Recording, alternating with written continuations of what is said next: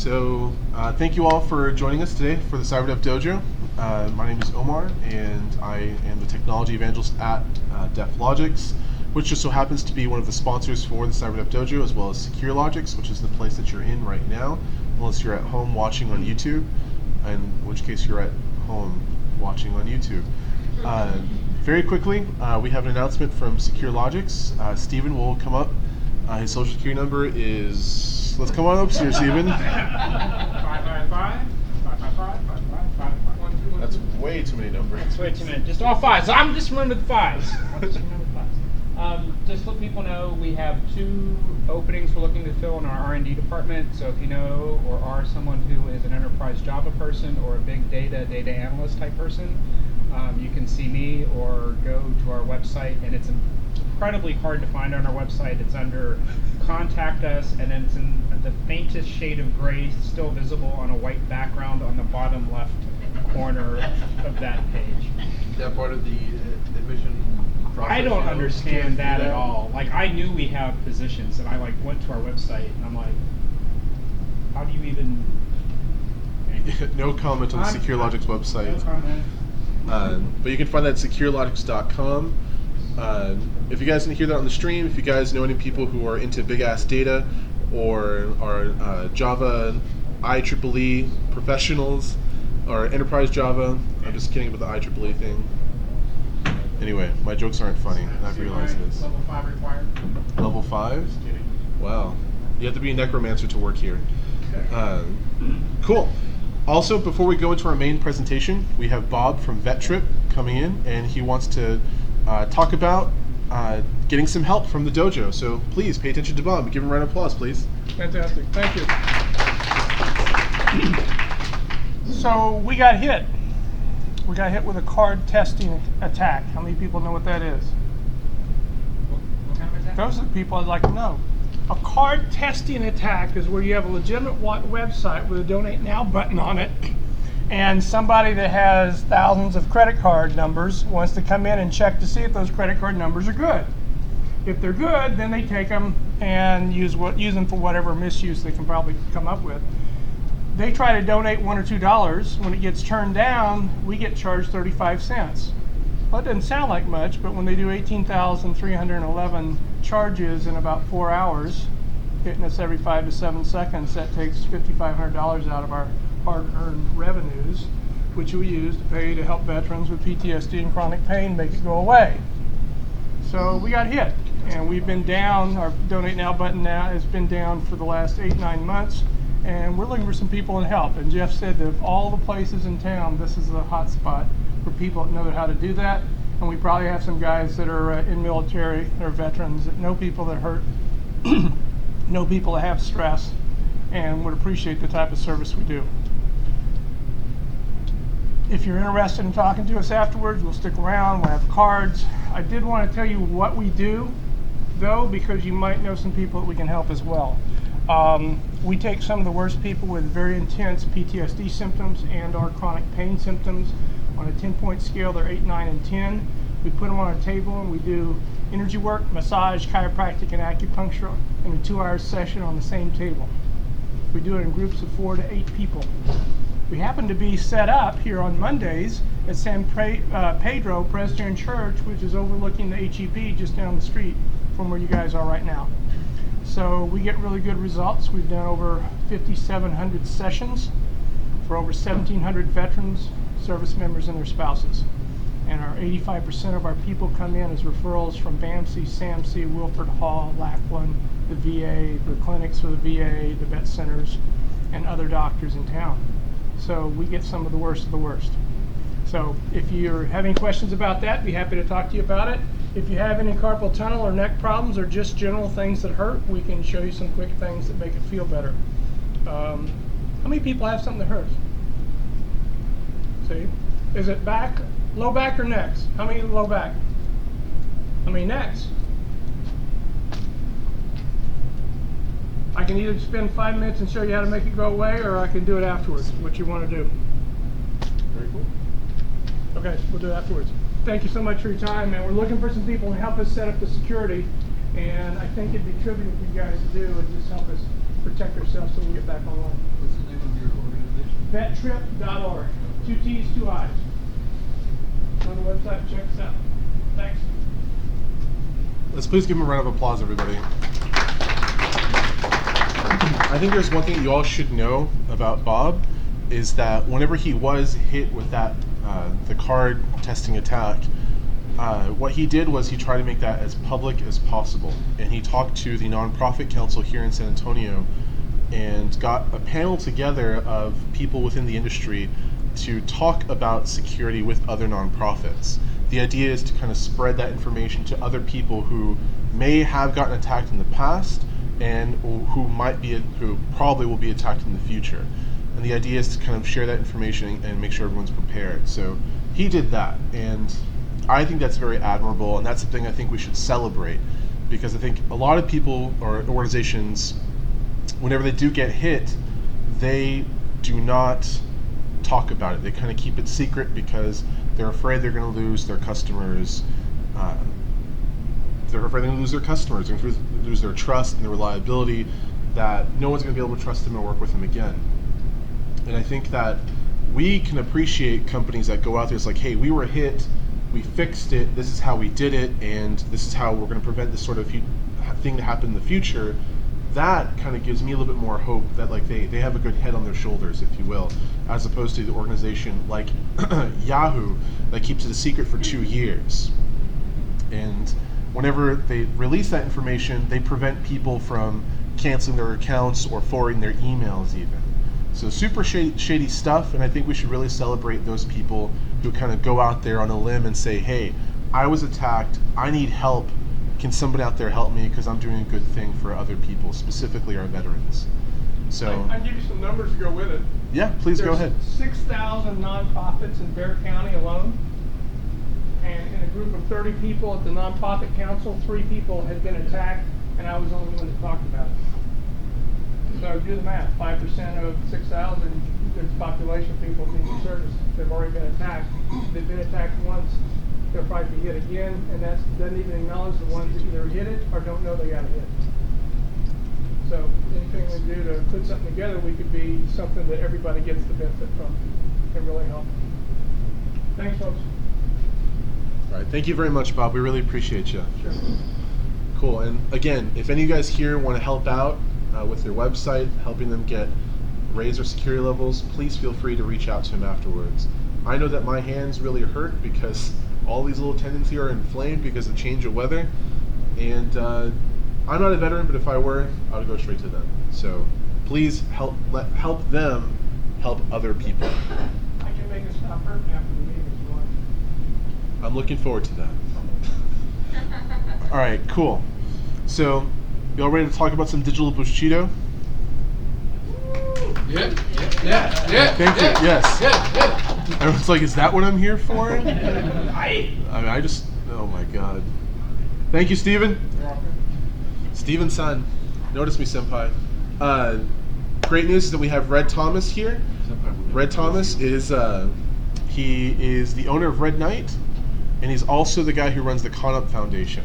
And I'll let him talk a little bit more about that and also his idea, but please give him a round of applause.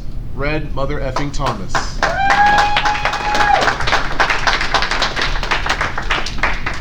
That's what I'm going to put on my card. You Red should. Mother Effing Thomas.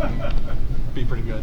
So anyway, like Omar said, my name is Red Thomas. I'm the CEO of RedKnight. I'm also the president and chairman of the ConOp Foundation. I'll talk a little bit about that when we get done here. But knowing that I was going to be speaking at the CyberDEF Dojo, I thought it might be particularly pertinent to discuss digital Bushido, the way of the digital warrior, as it were. And there we go. Okay. So there are some similarities between the modern, I guess, cyberspace and other periods in our history or other, cultural phenomenons. In this case, I went ahead and just pointed out the similarities between feudal Japan and the Old West. And some of these similarities are kind of obvious, like, there's a certain degree of lawlessness. There's not really a lot in the way of regulations on how we behave and how we engage in certain activities on the internet right now. We have a lot of laws, a lot of codes for how we interact with each other, similar to what you saw in the Old West, and certainly, in the Bushido code of feudal Japan. But there's not a lot of regulatory agencies that really control basically how we interact with each other from one country to the other, and because it's a global environment, that's kind of significant. And other things is that, and what we'll be talking about today a little bit is vigilantism. You've seen that a lot lately with doxing people that you disagree with, or attacking folks online through Twitter and social media. And some of these cases have had really nasty side effects. Also, the people that are inside of these cultures, when they talk about this with people who are outside the culture, or removed from a historical perspective, like in this case, you often find the actions and things that happen in these cultures misquoted or just completely misunderstood. Prime example is samurai. The common modern take on samurai is that these guys were full of honor. They didn't do anything unless it was part of the warrior way, and people don't realize that these guys were actually a headhunting cult, and that part of the samurai code was actually taking the heads of your enemies. That's how you advanced in the samurai ranking system. And there were tons of rules for not only how you took the heads, but how to validate that they were the heads of high-ranking members of the opposing army and stuff. So, and I got to thinking, another really good example, and a lot of people don't realize, is the cowboy term. Like, you hear cowboys, and everybody thinks cowboys is a good thing, and it's got a lot of romanticism attached to it. And interestingly enough, back in the day of the Old West, cowboy was actually a really derogatory term. When you called someone a cowboy, you were basically suggesting that they were a cattle rustler, or that they were lawless, that they just didn't, they were no good. But the media, wanting to create this really great story about the Old West and rugged individualism, latched onto the term. And as we've seen in modern days, just 200 years ago, the media didn't really know what they were talking about either. So they misappropriated the term and tried to turn it into something good. And interestingly enough, you've seen something similar in our space. We've all watched the media. We've all, been watching TV or reading an article and hear about these evil hackers that, attacked some website or brought some company down. And the problem is these guys on TV and in the newspaper, they just don't understand that, the word hacker doesn't mean somebody who did something bad. It just means somebody who, understands something at a component level and can find ingenious ways of solving solutions. And so, that's kind of our term that's been misappropriated by a really ignorant media, just like samurai and cowboy, and other words from the past. Well, and I guess maybe China if you're into kung fu. I don't know if many people here are old enough to get that reference. But anyway, so I thought we'd talk a little bit about some specific examples of vigilantism, or some bad things that have happened on the internet. And now, I should point out that I know you guys probably came here expecting a really technical presentation, but this is something that I think is really important to us, and I'll get into a little bit more when we get a little bit further along, because the reality is that we all know how to do things. We're all masters of various aspects of our craft, of our art, and what they don't really tend to teach in these classes a lot is the morality behind what you're doing, and why do you do what you do, and how do you why do you protect the information you need to protect, and how do you reconcile that with the hacker ethic? Because I don't know how many maybe that's too old school, but the hacker ethic demands the sharing of knowledge, and how is that reconciled with the need for privacy and confidentiality? So to start with some of the negatives, I don't know how many people recognize any of the events covered here, but if you were to take the situation where the guy killed a lion in Africa, it's a bad thing. I mean, everybody kind of hated to see that happen. But all it took was for his name to get out, and then the next thing you knew, he was being doxxed, and then people showed up at his house, started sending him hate mail, started calling his phone. Yelp bombed his place of business, showed up and started protesting his business, and you're thinking, well, this guy did something bad, and it's fair, right? But what this sort of activity does is it doesn't just impact that guy. It also impacted his family. It impacted, potentially his friends. It certainly impacted the employees that he had working there, and it may have impacted some of his customers, people who maybe needed. He was a dentist, so maybe somebody needed some sort of emergency dental operation and couldn't get in because this guy had to close his doors for a week. And the other, somewhat good example is the Gamergate issue. That started off, feasibly enough, a bunch of guys having issues with integrity in the media, and then whether right or wrong, despite the fact that it was obviously, we know now it's bad information, had lashed on to a case where a developer had supposedly had a relationship with a journalist for good reviews and for some awards and stuff. And later on, some of those same people, a portion of them, engaged in some really bad behavior online. And that minority created a message that got linked to the majority, and then a storm on the internet occurred, and there was a lot of bad stuff in there that we'll talk about a little bit more here in a little bit. And then the other thing is Amanda Todd. How many people? Does anybody here know who Amanda Todd is? Anybody else know who Amanda Todd is? So.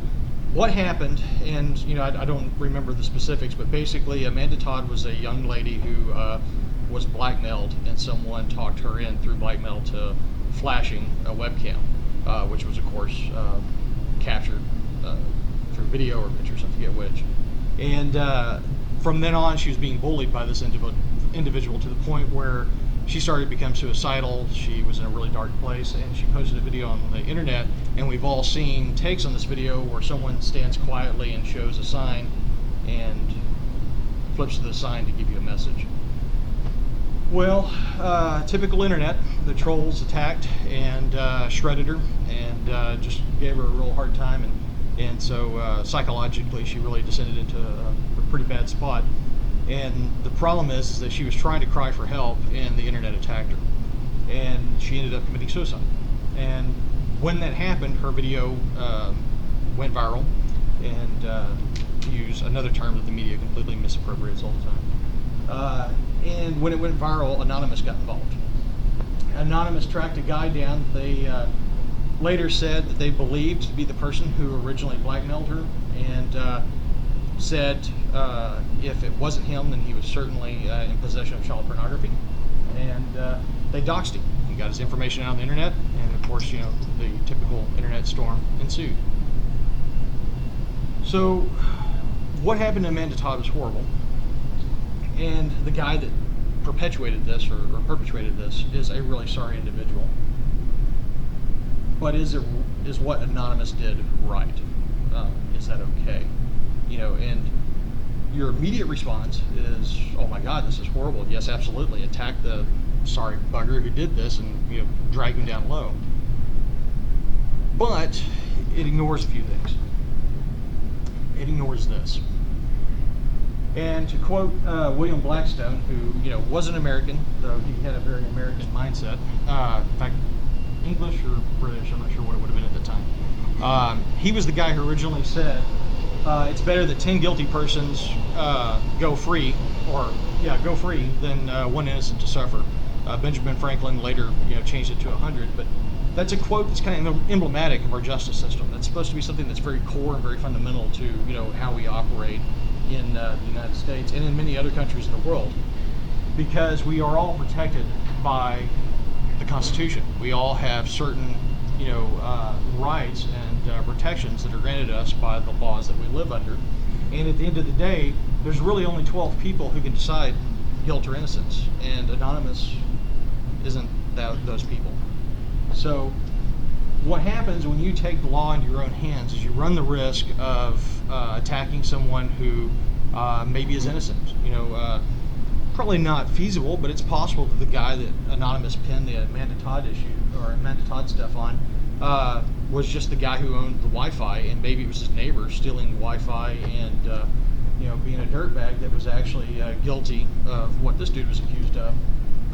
Anonymous isn't equipped to investigate that and understand it. And on top of that, when you're emotional, when you're really angry, or when you just have a lot of the feels, that's when you make really poor decisions, because emotion is the enemy of rationalism. And the whole point of having these sorts of legal procedures in place is precisely to protect us from those momentary lapses in judgment that come from extreme emotional conflict, and to ensure that we don't get away with ourselves. Because just like back in the day when the Old West, you see all these stories of people being broken out of jail and taken out to be hung, and the hero of the story always tries to stop the town from doing that. And why? It's not because the guy's innocent. It's because he has rights, and there's a right way to do it.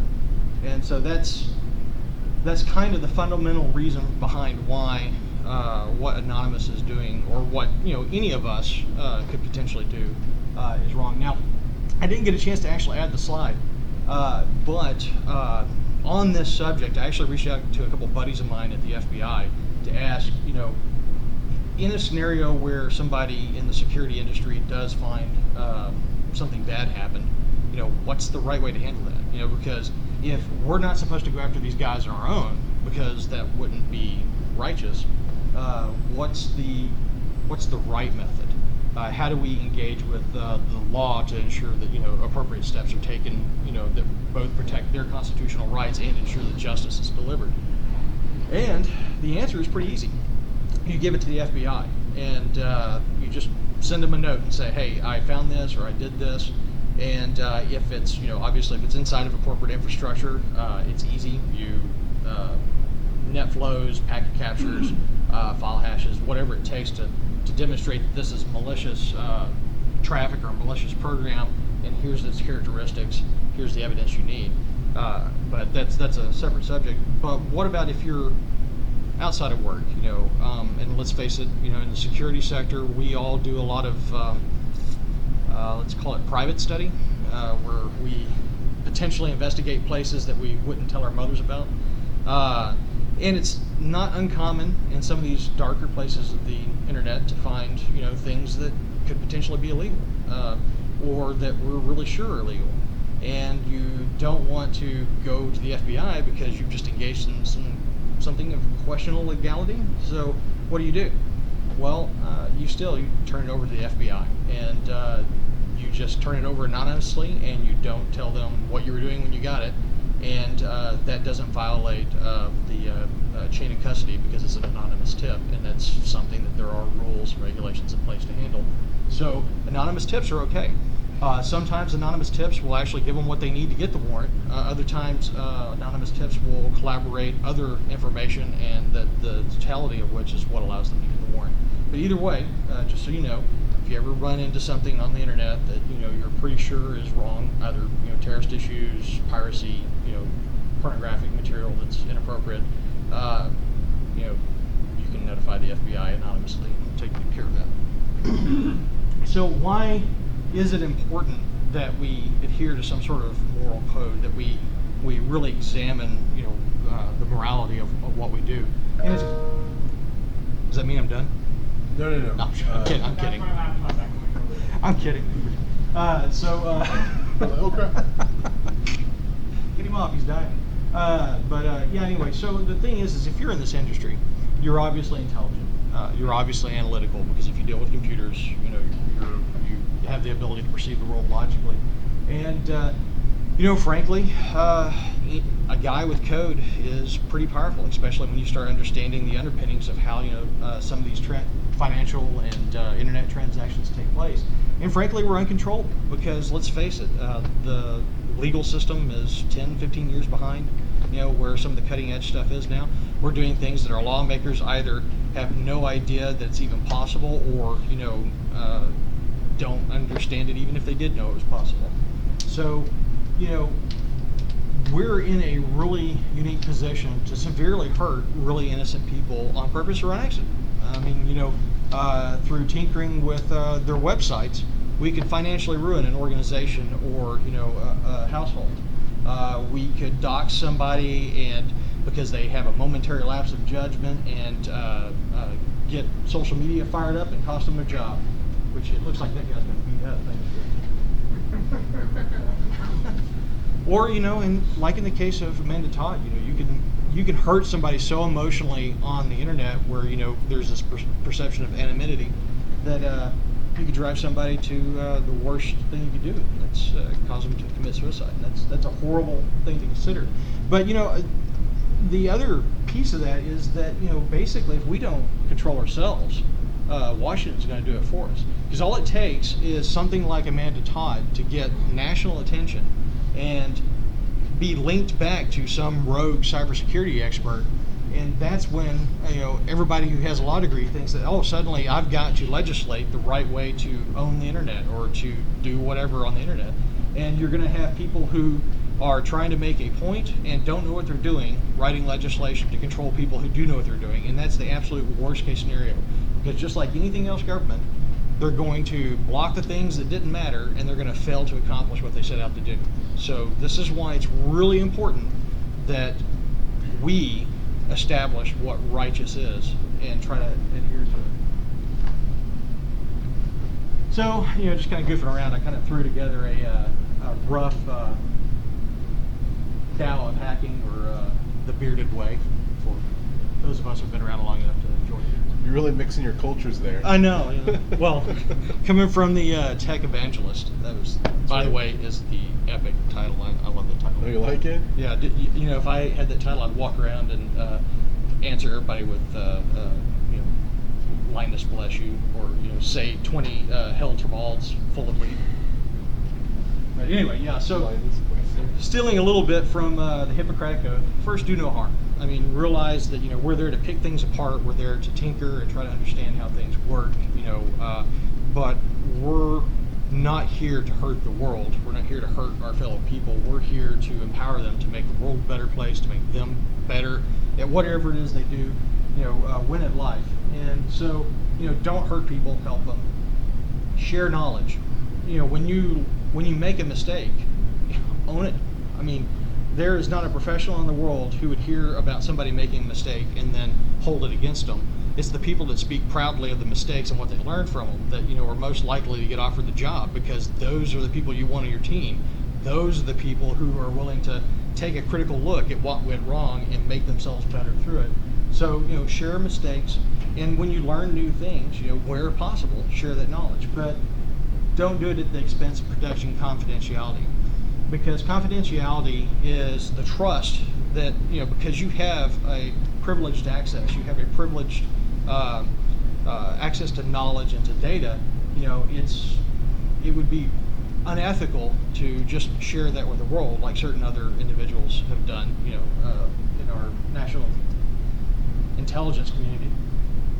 Because those people were trusted with secrets. They not only, do you often sign a piece of paper to say that I won't do this, but you're given these accesses because you are entrusted to use this knowledge intelligently and responsibly. So, protect that confidentiality, because a lot of times you don't know who you're going to hurt when you release it. Also, promote rational thought, and maybe this is particularly succinct because of the election that we just went through. There was a lot of BS that came out in this election. I don't care what side you were on, there was a lot of really nasty stuff floating around, and most of it was untrue. And all it took was a few people to stop and say, whoa, wait a minute, that's incorrect, that's not what was said, that's not what was intended, or that's bad data. And, a lot of these really nasty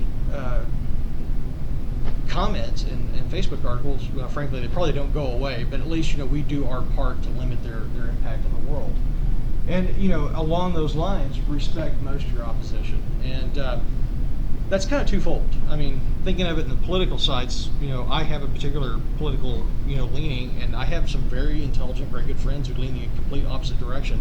And so when we disagree, I always have to remind myself, that's a really smart person. If they disagree, they're not an idiot. There's some reason for it. And that tends to let me have more rational, more productive conversations with these people. But from a cyber adversarial point of view, it's also important, because you don't want to ever assume that just because your adversary is in Turkestan or some little West African country that they're not significant, not educated, not functional, because they could have training from other state actors. They could be expats. They could just be really, really good at what they do. So never disrespect your opposition, no matter how insignificant they may seem. Respect them and don't misevaluate them. And sorry that wasn't too technical for those that were expecting a technical brief, but that's the gist of it. Again, Thomas from RedKnight and ConOp, and just a quick spiel on ConOp. It's a organization devoted to helping veterans transition from military service to the civilian life. So if you're a veteran, or if you know anybody who's in the military and thinking about getting out or on their way out, tell them to go ahead and link up with us. What we try to do is tell them or show them open positions that are available out in the space here around San Antonio, and what training or what certifications they need to be qualified for those positions. And then if there's a Delta, like Air Force Network Specialist gets out and needs Security Plus to qualify for this job, we'll use grant money or donations to try to pay for that certification. And then once they're certified and they meet all the checks in that requirement list, we'll go contact the company and hand walk that resume into their HR and try to get that veteran a job, because that saves the company money, and plus it gives us an opportunity to kind of educate that veteran on benefits and wages and how much they're worth and how to negotiate and whatnot. So it really kind of helps everybody and puts everybody in a better spot. So I meant to ask questions throughout there, and I didn't ask as many as I intended. So does anybody have questions for me? Yes, sir. I don't have a question, but what you were talking about earlier about why we shouldn't do some things that take a vigilante's stance. Two words that came to mind, that's due process. Precisely. You don't want to deny anybody due process, and there's a whole system to take care of that. We would expect due process on our end. Just like for example, you've got a Wi-Fi access point in your house. Somehow your neighbor gets into it and does some bad things. You've got a bunch of three-letter acronyms showing up at your front door. Due process is what keeps you from going to jail. Yeah. Exactly, and due process is more than just allowing the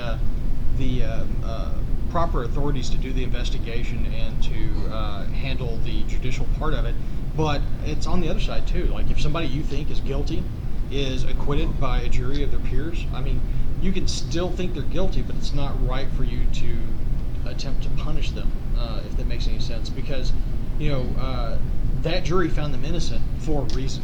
And a lot of times we're not privy to what those reasons were. And this is actually particularly close to me, because just about a month ago I sat a jury, and it was a sexual assault case, and I was the only guy on the jury that voted guilty, and we ended up acquitting the guy because I couldn't convince the rest of the jurors to that he was guilty. And what it really kind of came down to, unfortunately, was that the state failed to make their case. And I was willing to overlook that because, there was in my mind, there was such a very, very clear story of what happened that made sense, and that I felt this guy was guilty. And what really hurt me was that, kind of tangential, but what really hurt me was that the rest of the jury felt the same way. Everybody on the jury felt that the guy was guilty, but there were several people who just did not feel that there was enough evidence to convict somebody and send them to jail. And, that's part of that judicial process. That's part of being educated on, what your responsibilities as a juror are. And that's why the system works, because one guy who's a raging, jerk off couldn't convince the other 11 people on the jury to send this guy to jail. And even though I felt bad about it, that's right, because, the state failed to do their job in order to convict this guy. And it's kind of the same way when you see, stories in the media where somebody who you're absolutely certain is guilty of sin gets off. You just don't know what else there might be there to it. Maybe there's some evidence that's been suppressed and not released to the public that proves that they were innocent. And you just got to be careful about how you approach that sort of thing. Any other questions? Just want to make known that red is the reason why OJ got free. No. I would have told him to take his arthritis medicines. He would have failed. The glove don't fit, you fool it. All right, any other questions? Any other comments? What's ConOp stand for? It stands for kind of a twofold: concept of operations for continuing operations. Because when I got out of the Army, it was pretty rough. I mean, I really felt like the rug had been jerked out from underneath me, and even though I had a wonderful family and a great wife who helped me get through it, but I still felt like my world had shifted, and so things had ended. And veterans need to understand that when you get out of the military, it is a completely different life. And like a couple articles I've read, it's like going from college where everyone's hard charging and awesome to a kindergarten class where you got to keep telling Timmy not to eat the glue. The civilian world is kind of like that. For you guys that are still in the military, FYI. What's the two biggest things that keep them from assimilating civilian culture? Could you repeat the question? Just Yeah. So they can hear on So, what are the two biggest things that keep military folks from assimilating to the culture? And I would getting good civilian jobs. to good civilian jobs. Well, I would say it's a couple things. For one, just easily right off the bat, you don't know what you're worth in the military. You get a lot of times kids get in the military at 18. They've never even had a civilian job, so they have no idea how to interview, no idea how to negotiate for benefits. They have no idea how much they're worth. In the civilian sector, all through college and all through the period of growing up for those 4 years, you're taking entry-level jobs and you're networking and you're engaging with other people and you're learning kind of like what it's worth, what you do is worth in your field. In the military, we are comms dark as far as the civilian civilian world is concerned. So, for the most part, we get out, we have zero contact. We have no networking. We have no, idea what stuff is worth. I am constantly meeting veterans who get out who are easily worth $60,000, $70,000 a year, who are willing to take $25,000, $30,000 for a salary, and it's because they think that's a great salary. That's what they've been getting paid as an E5 or an E6, and that sounds great, but it's really crap when it's compared to similar jobs in the civilian world. And the other thing, of course, is just attitude. I mean, military, I feel bad if I'm not 15 minutes early. To me, that's late. And I don't hold other people to that standard, but sometimes it's off-putting to other people to always have me showing up early. So I've had to struggle to overcome that, and also just telling someone to do something and expecting them to do it.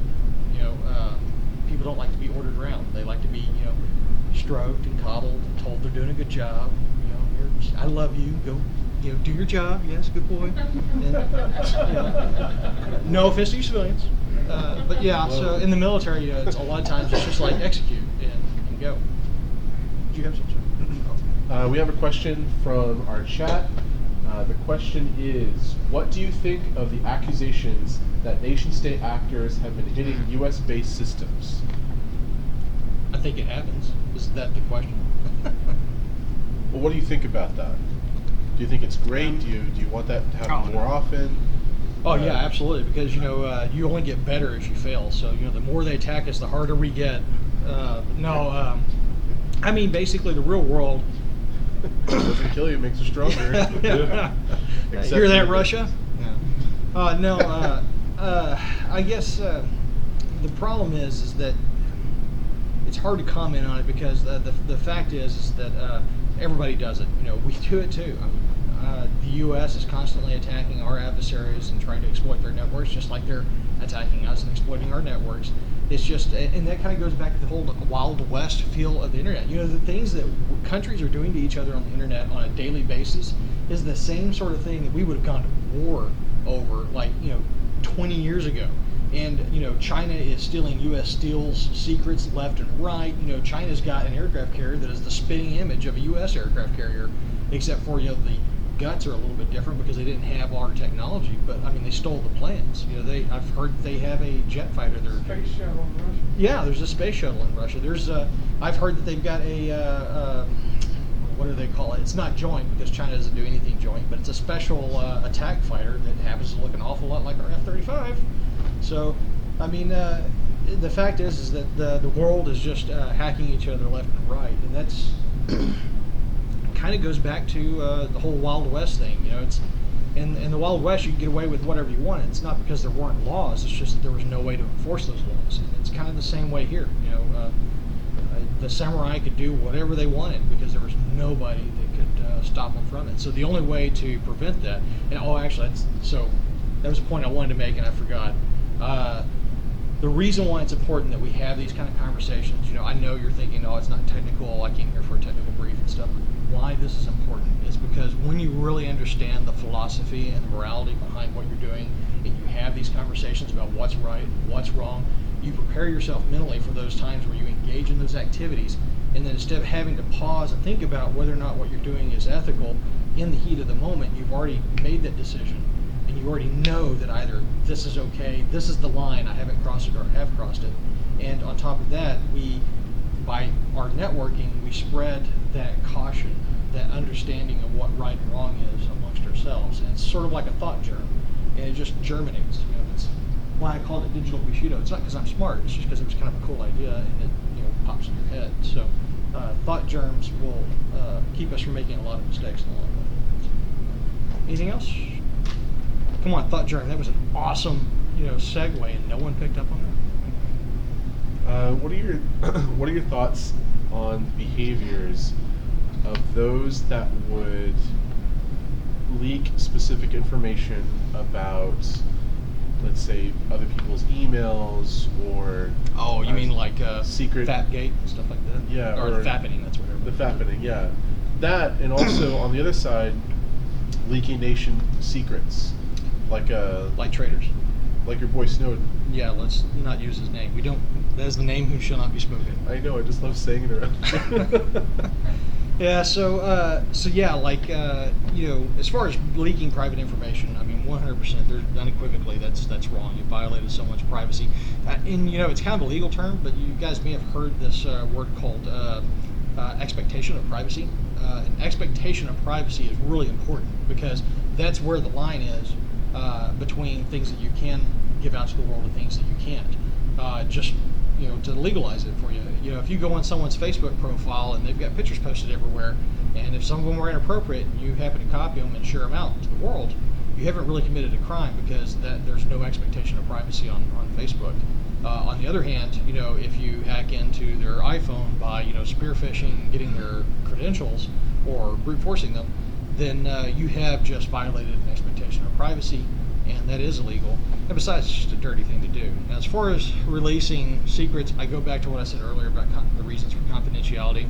And a particular asshat who released a lot of state secrets, who pretends to really be very wise and knowledgeable. I've got a number of friends who know that particular jerk-off, and he's an idiot. He really does not know what the hell he's talking about, and he was never read on to the stuff that he pretended to be, so he's an idiot, and he really, he's talking out of his rear for the most of it.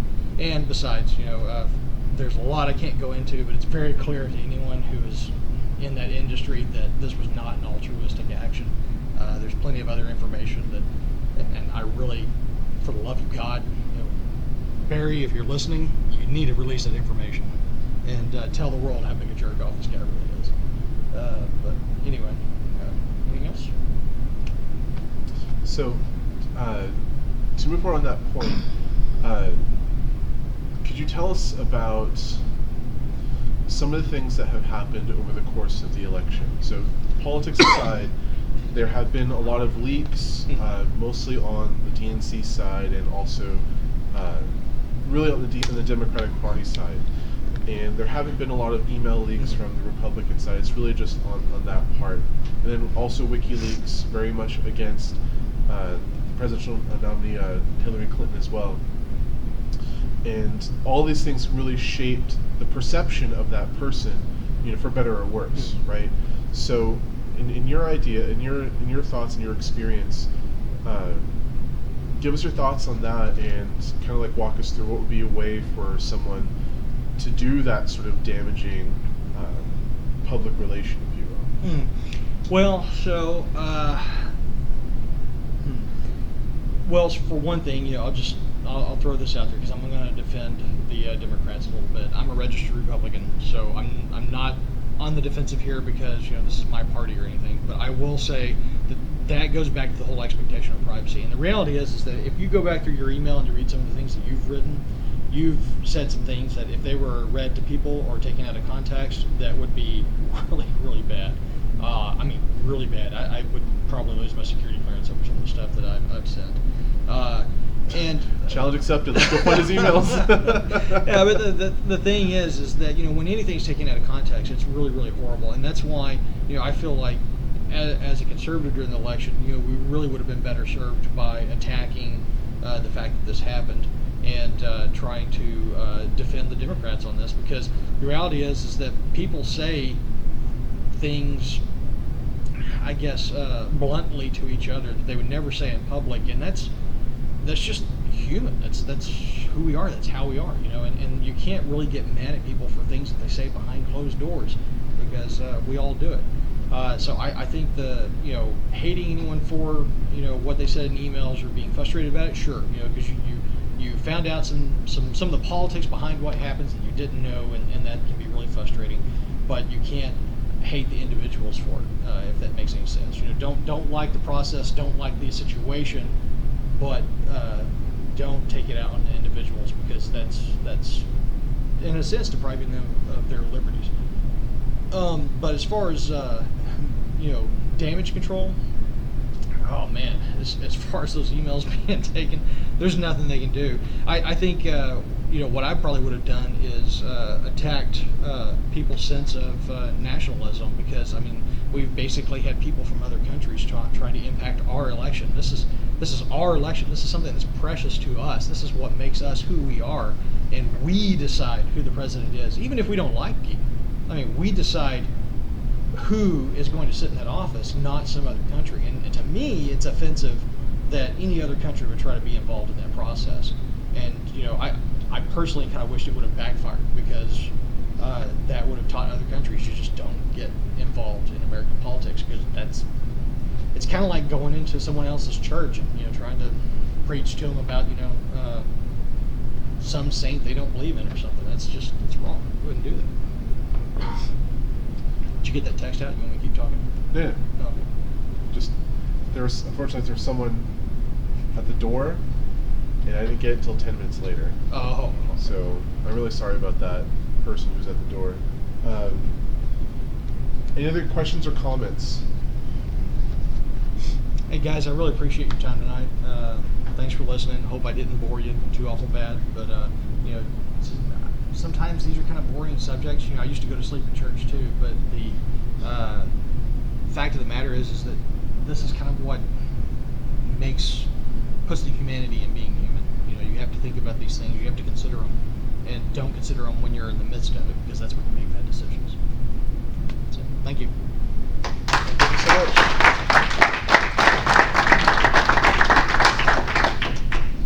All right, very cool. Thank you so much, Red. What did you guys think? There you go. That's the first time we've Don't bring it back. no one's ever wooed before, so thank you very much for that, the person who wooed. So this concludes our meetup for today. I do have a question for all of you. Will you guys be available for December 14th meetup, or do you just want to take a break in December? We got a thumbs up over here. We have a thumbs up, thumbs up, thumbs up. Pretty good. Social hour. Social hour? Okay. So Remember morality. We just talked about morality. So I'll see if I can get a meetup together. If I can't find a speaker, then we'll have like a social hour thing, just kind of get people together, chatting, sharing some contacts, and you guys have the opportunity to do that now as well. So feel free to talk to each other. If you guys are looking for, actually, who is looking for a job here? And who is looking to hire people? Well, yeah, he talked about that earlier. Okay, cool. So in the past, Jeff has been here and he talked about the mentorship program that we're trying to get through here. So please keep tuned in with us, because we want to make sure we get that off the ground. We get mentors and mentees, and you don't need like 50 years of experience in security to be a mentor.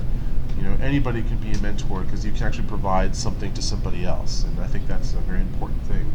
Additionally, we did get a question about the Red Team, Blue Team workshop in the chat. sorry. It just the guy who actually runs it, Rob, he's sitting right over there. He's been really, really busy. So it's been difficult for us to schedule an entire month's worth of content to give to you guys. So we're gonna try to get this out in 2017. We're working on a plan to see like what the dojo is going to look like in the year 2017. And if you guys want to have some sort of input, you guys want to give us feedback, whatever it is, please reach out to me on Meetup or go ahead and email me at cyberdefdojo@gmail.com. And I'd love to hear from you and learn from you and to see how we can make this organization better, because this is really all about us here. This is not about me, this is not about Casey, it's not about Red. It's about what we can share with each other and how we can grow this community and learn from each other. I think that's the most important thing. Cybersecurity is a team sport, so let's play as a team, right? If you guys disagree, it's fine. But you're wrong. But anyway, so thank you very much for coming by, and we'll see you guys next month. You want me to do a demonstration in 5 or 10 minutes for anybody? A month's worth of content to give to you guys. So we're going to try to get this out in 2017.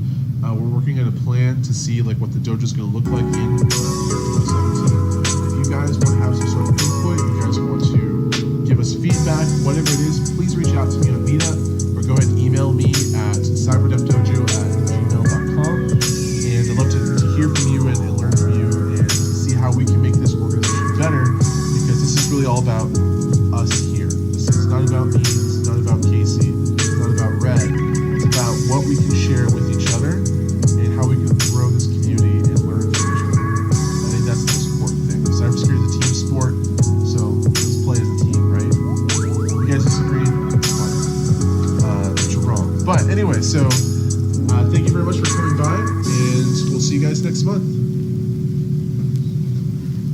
You want me to do a demonstration in 5 or 10 minutes for anybody? A month's worth of content